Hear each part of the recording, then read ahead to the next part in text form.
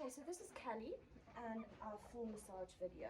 As you could see by the joint examination as well as the walking in and out, Callie is really a little busybody and she's pretty much reached her peak level of waiting around to be worked on in the stables because today is farrier day as well. So I'm just going to start off the massage with a palpation so that I can just figure out exactly what's going on. So remembering what we saw in the walk, I'm expecting to find stress points along her scapula,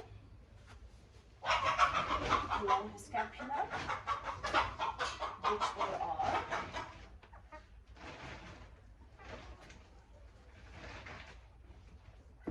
Both on the infraspinatus and the supraspinatus, as well as down into the chest. She's giving me a little lick and chew already, which I'm really glad about. I'm hoping we can catch this. I'm going to adjust the camera as we go. And hopefully we can see a little bit more of Caddie's reactions as well. Okay. Alright, I'm moving down her spine.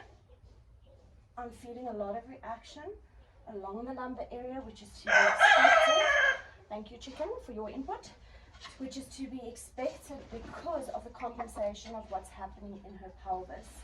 She's got a joint out here, which we will address with chiropractic. You can actually see the joint is standing out a little bit, which I might just create some mobility in with my fingers, just to try and get the ligaments and the tendons to soften around that joint. Okay, my other areas of concerns that I noted in the walk would be her hind end.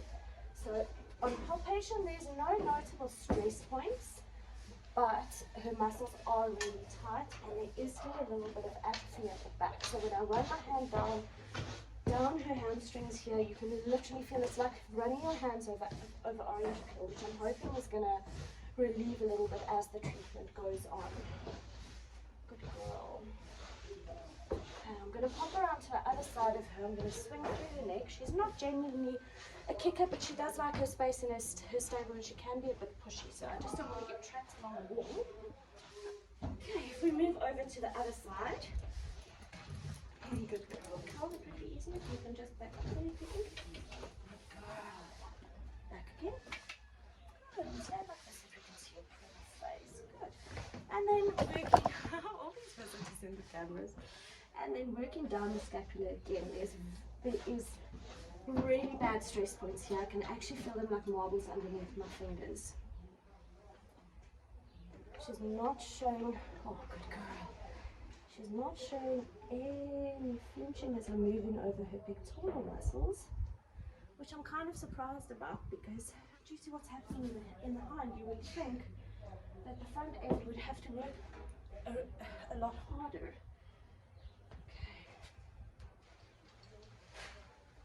What I have noticed since I started treating her a while ago is that the muscles in the back are starting to build a little better, and she had a lot of compensatory muscle build over here, trying to make up for what is going on.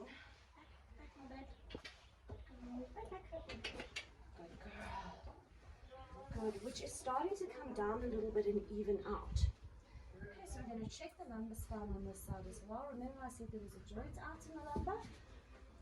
Actually leaning to this side. No. Good. Move away. You can't move over. Good girl. And then I would also expect to find some tenderness as I'm moving into the sacral iliac joint here, because we know that there's a problem with this hip. There is a rotation. Okay. So I've been doing quite a lot of work on Callie. So her muscles around the sacral iliac joint are really nice and soft, which I'm really happy about. And once again, not finding any major stress points around the sacrum.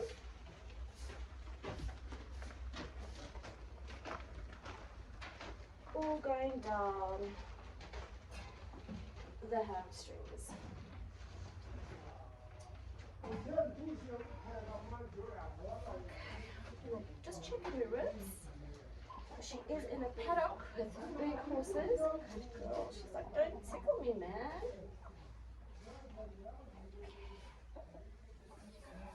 Okay, so I'm not feeling any stress points. in the intercostal muscles. She's not particularly reactive to pressure there, which is a good sign, which is what we like to see. Okay. And then let's move over to the other side.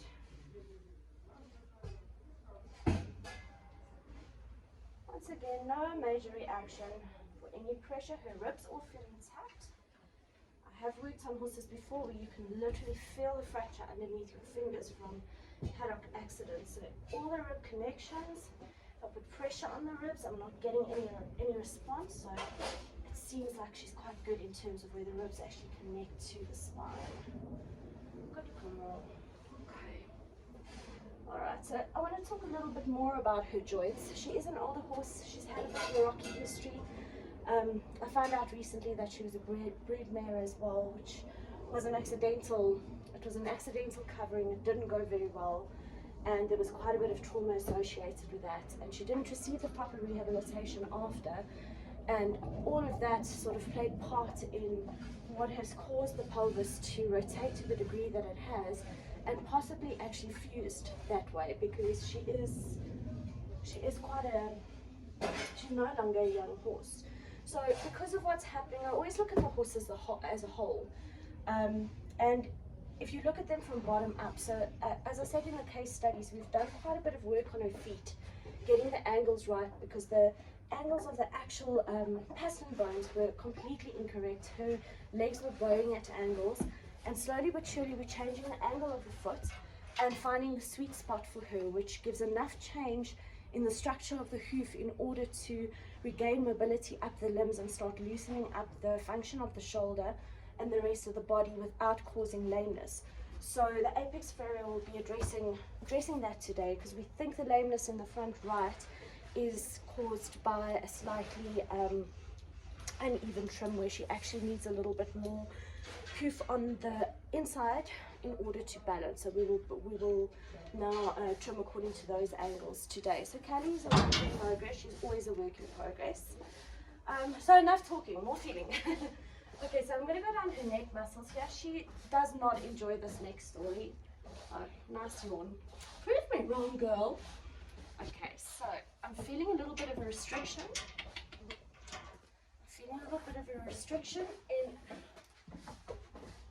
In C5. Okay, now remembering she has been treated by a chiropractor, but that was approximately 4 months ago, so she would be due for another one. Gonna check pole here quickly, because her face is in the camera. No, it's not. Back up, Katie. Good girl. Okay, and I'm thinking I also might find some sensitivity in the TMJ, because she hasn't really let me get in there. Okay, so no particular head bobbing, which is a good sign. Girl. Girl, this camera is hanging on by kinesiology tape. You need to not knock it. Okay, so as I'm also palpating, I'm also looking at what's happening under the skin. So there's a little bit of, I'm going to turn here so that you can see, as I run my hands up and down her neck. So I run my hands up and down her neck, you can see there's quite a bit of fascial restriction. It's making little bits, it's making little wrinkles everywhere. I know, but you're still beautiful. So those we will address as well during the soft tissue massage. Her flexion, she's probably going to spin out on me, so we're just going to do this gently. Okay, so she doesn't want to bend this way. She's doing this under duress. She's like, I'll do it for you, but this is not nice. Which confirms that that C5, C6, C4 joint is out. Let's face this way. So yeah, tight, tight, tight, tight, tight. Very little flexion in the neck. Okay, Callie. Now we can get started. Move forward. Move forward. Good girl. Good girl. One more step. Good. Okay. All right. That's my good girl. Okay. All right. So I like to start my massages off by just connecting with the horse. So I'm going to have a couple of moments where I'm not talking. Because I just want to be quiet with them, and I just want to get them into a state of relax.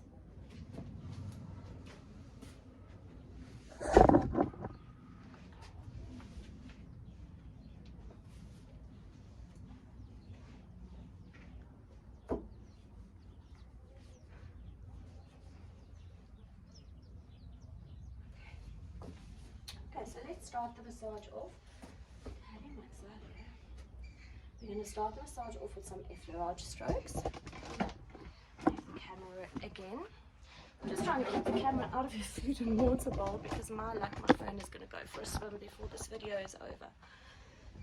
Good girl. Okay, so we're going to start with effleurage strokes. Oh, good girl. That's nice. Not so bad staying in.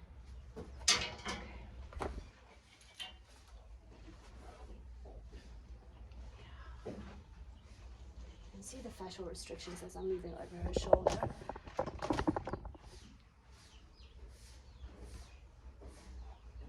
Now it's pulling tight in the neck. So I find even if you don't use the C strokes and the friction strokes specifically designed for facial restrictions, when you've got facial restrictions over such a wide area, it's actually impossible to C-stroke them all.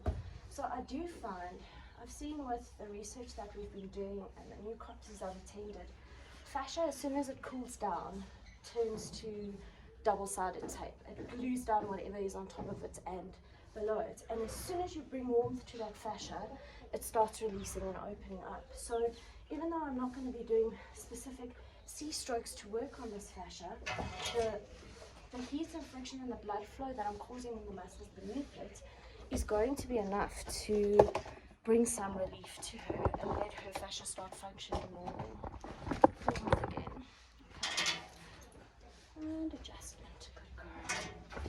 Okay. So I'm going to continue the effleurage down onto the hind.